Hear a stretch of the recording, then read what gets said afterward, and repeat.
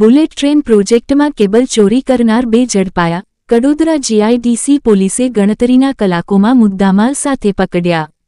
Kadodara GIDC પોલીસે bullet train પ્રોજેક્ટમાંથી cable ચોરી કરનાર 2 આરોપીઓને મુદ્દામાલ સાથે ગણતરીના કલાકોમાં ઝડપી પાડ્યા છે.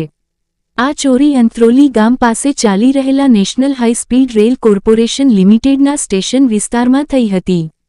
ગત તારીખ 22 ફેબ્રુઆરી 2026ના રોજ બપોરે આશરે 2 વાગ્યે ખુલ્લી જગ્યામાંથી ઇલેક્ટ્રિકલ વિભાગના આર કંપનીના કુલ 779.5 મીટર વાયરની ચોરી થઈ હતી.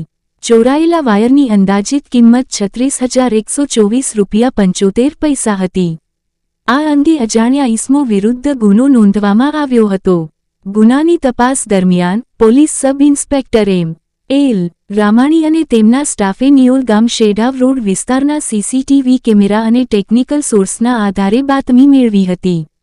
આ બાતમીના આધારે પોલીસે વોચ ગોઠવી કાર્યવાહી કરતા આરોપીઓને મુદ્દામાલ સાથે પકડી પાડ્યા હતા. પકડાયેલા આરોપીઓની ઓળખ મહંમદ દાનિશ તોકીર શેખ અને અલી હુસેન ઇસ્લામ શેખ તરીકે થઈ છે.